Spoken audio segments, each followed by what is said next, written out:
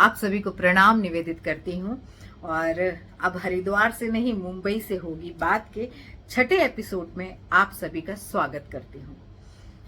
पिछले एपिसोड में हमने गुरु तत्व पर बात की थी कि गुरु की कृपा प्राप्त करने के मार्ग की बाधा को कैसे दूर करें।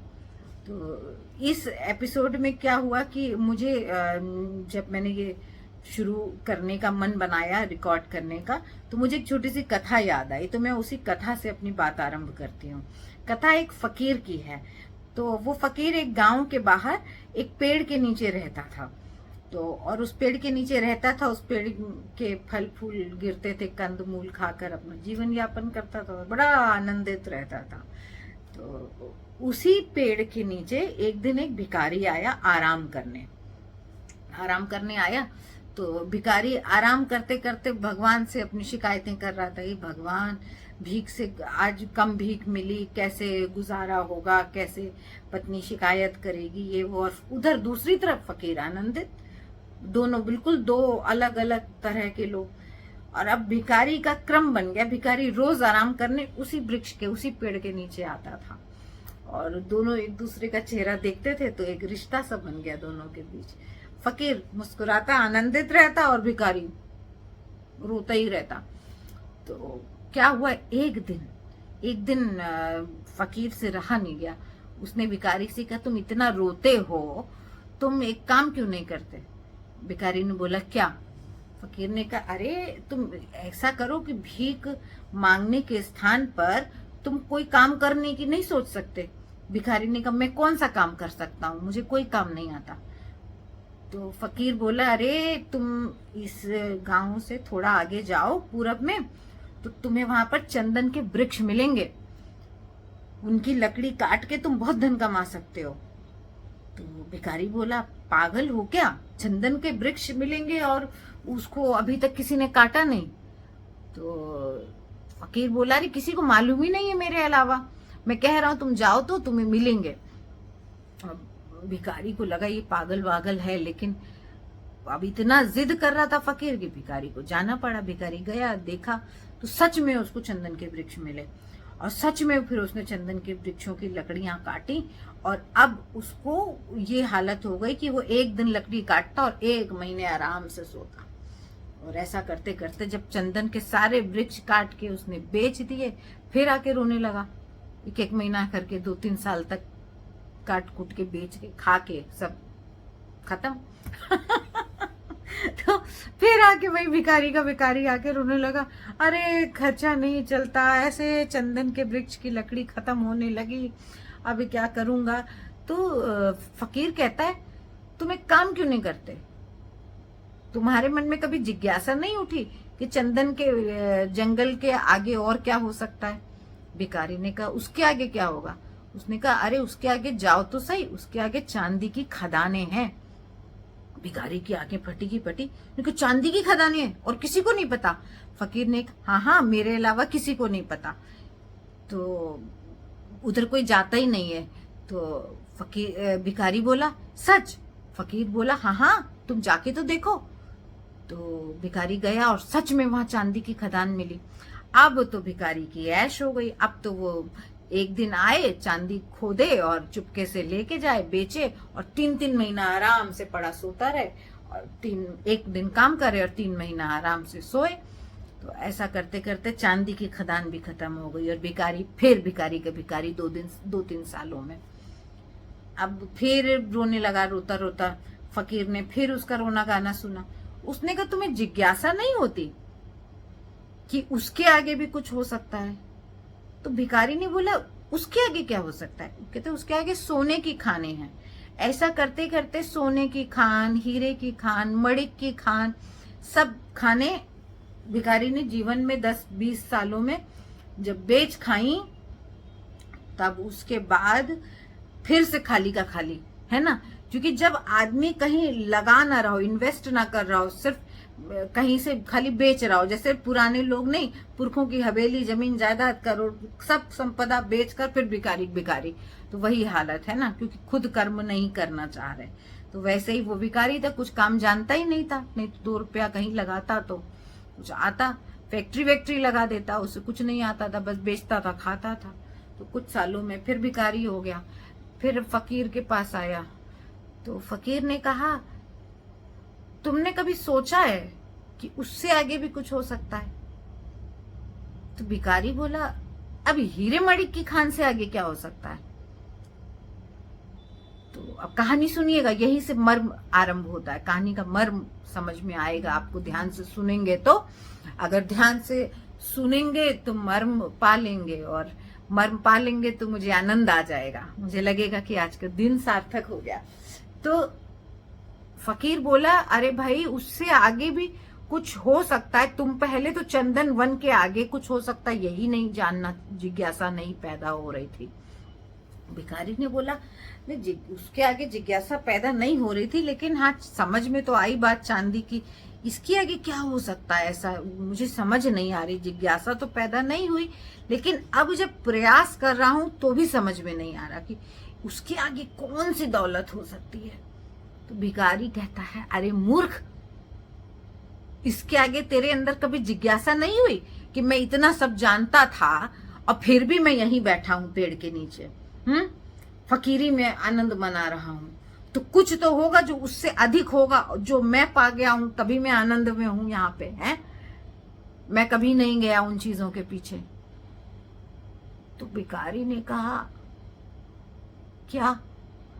तो फकीर ने कहा फिर से, मूर्ख। अब भिखारी का दिमाग, जिसे कहते हैं ना दिमाग खुला, उसके आंखों से झरझर आंसू। उसने फकीर के पैर पकड़ लिए। कहते हैं, मैं कुछ समझा तो नहीं, लेकिन ये समझ गया कि आप जो पा गए हैं वो हीरे मणिक सबसे बढ़कर है, तभी आप किसी चीज के पीछे भागे नहीं और आप आनंद में हैं, और मैं सब पाकर भी आज आनंद में नहीं हूं। तब फकीर ने कहा, यही है आत्मानंद, मैं परमात्मा को पा गया हूं। सबसे बड़ा धन जो है आत्मानंद है, उसको पा गया हूं, उसको पा गया हूं। तो अब उससे वो कभी खत्म ही नहीं होता।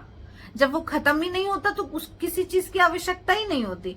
भाई एक रोटी खत्म होगी तब ना दूसरे की आवश्यकता होगी। तो अब मेरे अंतर में कोई आवश्यकता ही नहीं पैदा होती, तो मैं कहीं भागता ही नहीं हूं और आनंदित रहता हूं। तो इसको पा गया हूं, ये सबसे बड़ा धन है।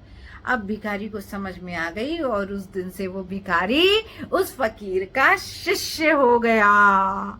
तो कहने का मर्म ये है कि जो आंतरिक आनंद है उसे पाने के बाद, उसे पाए बिना, और वो गुरु की कृपा के बिना तो मिलता नहीं है कुछ।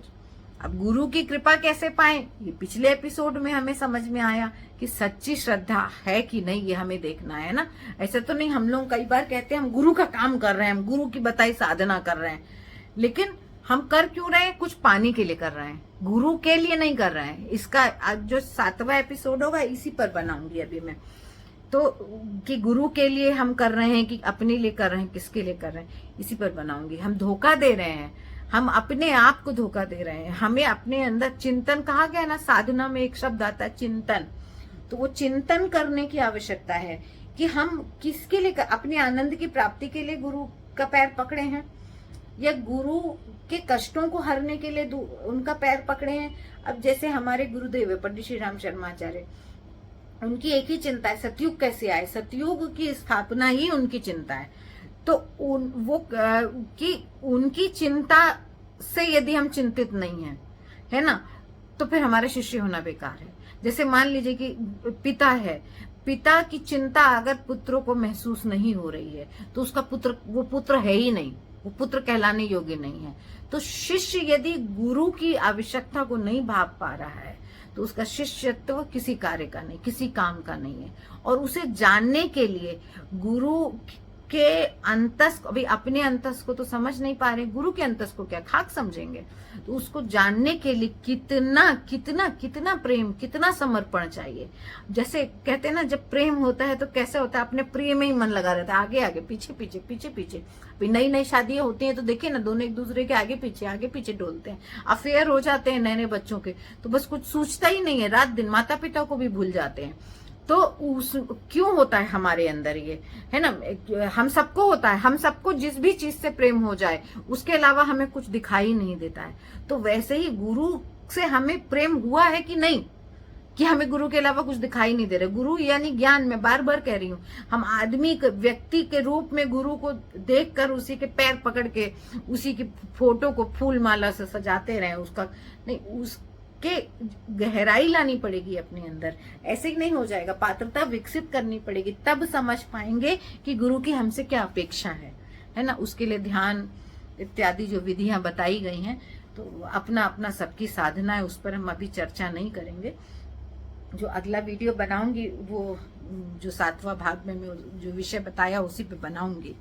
तो यहाँ पे मैं अपनी बात को समाप्त करती हूँ, और बस जो कहना था मैंने कह दिया। आप सब मर्म समझ गए होंगे कि हम जीवन में कितनी भी संपदा अर्जित कर लें, कुछ भी अर्जित कर लें, मैं ये नहीं कह रही हूँ कि अर्जित ना करें, मैंने भी सब कुछ बनाया है ना। मैं भी मुंबई में रहती हूँ, ऐसा नहीं है, सब कुछ बनाया है, लेकिन ये नहीं है कि अकेले बैठ के मैं ही खा जाऊं, है ना। उसके अलावा कुछ और करूं ही नहीं, उसके अलावा कोई पारमार्थिक काम ना करूं, है ना। अपने कविता का ही वीडियो बनाती रहूं, नहीं, कविता के अलावा मैं वीडियो बना रही हूँ ना, कुछ करना मैं भी चाह रही हूँ ना, कि समाज के लिए, व्यक्तियों के लिए कुछ अपनी अनुभूतियों को साझा करूं।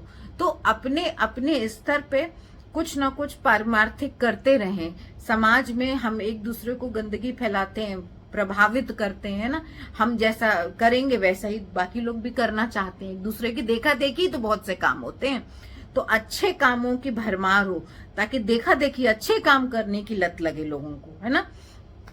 तो इसी के साथ मैं अपनी बात समाप्त करती हूँ, और आप लोगों से मिलती हूँ इसके अगले भाग में। और आप लोगों का बहुत बहुत आभार व्यक्त करती हूँ, क्योंकि जो मेरा वॉच टाइम है वो बढ़ रहा है, उससे पता चल रहा है कि आप लोग वीडियो को पूरा पूरा देख रहे हैं। तो मैं आप लोगों के प्रति बहुत बहुत बहुत श्रद्धान्वित हूँ कि आप लोग, मुझे इतना आप लोगों से ऊर्जा मिल रही है, प्रेरणा मिल रही है कि मैं 2 शब्द नहीं बोल सकती, लेकिन मैं जो भी टूटा फूटा बोलती हूँ उसे आप लोग सुनते हैं, उसे आप लोग सराहते हैं। इससे मैं बहुत प्रसन्नता मिल रही है। आप लोग मेरे लिए बहुत श्रेष्ठ हैं, मेरा मार्ग प्रशस्त कर रहे हैं, मेरे प्रति अपना स्नेह बरसा रहे हैं। मैं आप लोगों के प्रति श्रद्धान्वित हूँ और बहुत बहुत आभार व्यक्त करती हूँ आप सबका। और इसी के साथ आपसे भी से लेती हूँ इजाजत।